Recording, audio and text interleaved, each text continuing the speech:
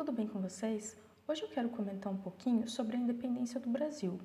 No geral, aprendemos desde pequenos que Dom Pedro deu o grito do Ipiranga, declarando dessa forma o Brasil independente, como num passe de mágica. Esse fato, ora descrito de forma heróica, ora de forma jocosa, não foi tão simples quanto o pintam e precisamos situá-lo dentro das tramas de um contexto bem mais amplo. Em primeiro lugar, podemos pensar na nossa independência como um milho de pipoca em uma panela cheia de outros milhos de pipoca, que começaram a estourar sob as condições ideais de temperatura e pressão. O que isso significa? Significa que durante esse período da história, em outros países da América e mesmo na Europa, ocorreram revoltas, rebeliões, declarações de independência e revoluções que colocaram fim à velha ordem política e social. Esse período ficou conhecido como a Era das Revoluções, termo criado pelo historiador Eric Hobsbawm, e aconteceu ao final do século XVIII, os anos de 1700, até meados do século XIX, até por volta do ano de 1850.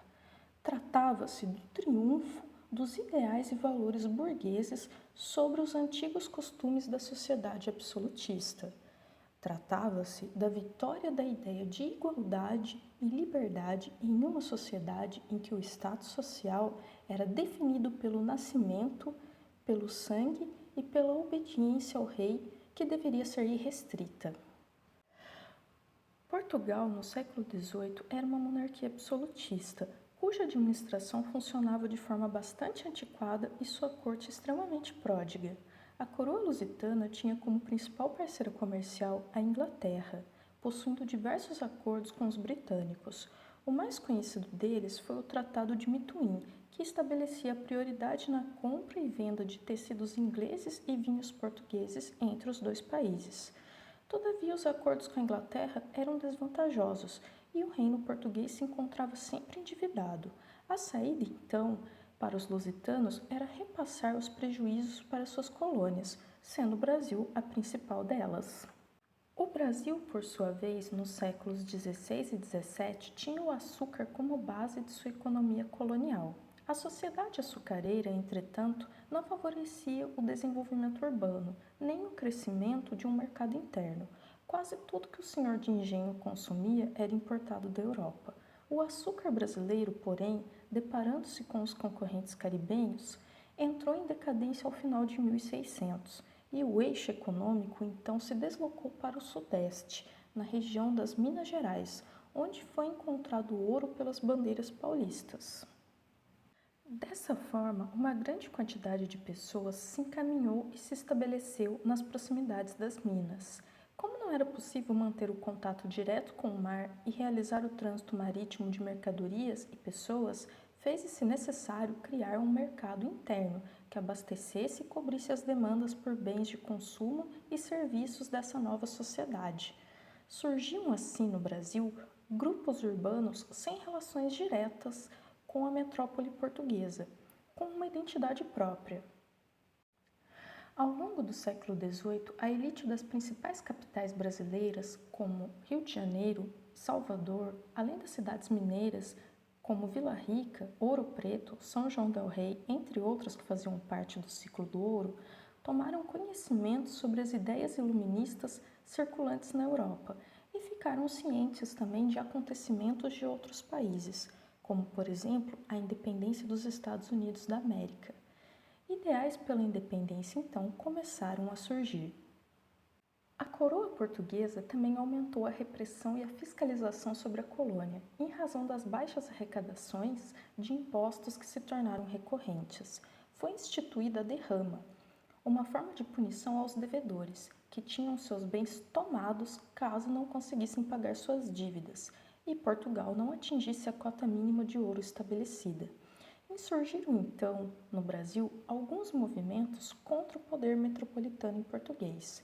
Podemos destacar em Minas Gerais a Conjuração Mineira, na Bahia a Conjuração Baiana ou a Revolta dos Alfaiates e até mesmo no Rio de Janeiro a Conjuração Carioca, que davam indícios de que os colonos brasileiros não se sentiam mais satisfeitos com Portugal e desejavam a independência. No entanto, esses movimentos não tinham como intuito a independência do Brasil. pois não se pensava na unidade territorial da colônia.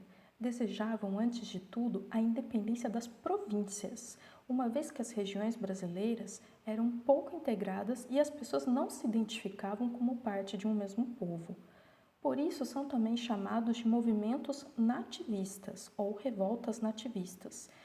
Mas então, o que levou de fato à independência do Brasil?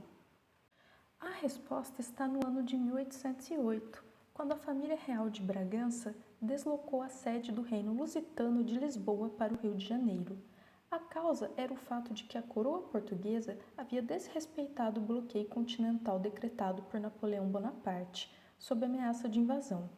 E no caso, Portugal continuava a fazer comércio com a Inglaterra, o que justamente era proibido pelo bloqueio. Para evitar a humilhação de ser deposto e preso, Dom João preferiu transferir a corte para o Brasil. Essa ideia não era nova na mentalidade dos portugueses, que já cogitavam desde o século XVII a hipótese de transferir a sede do reino para o Brasil em tempos de crise em Portugal. O país, por exemplo, havia sofrido uma catástrofe sem precedentes na sua história, com um terremoto seguido de um tsunami em 1755. A vinda da corte portuguesa para o Brasil representou o fim de fato da colônia.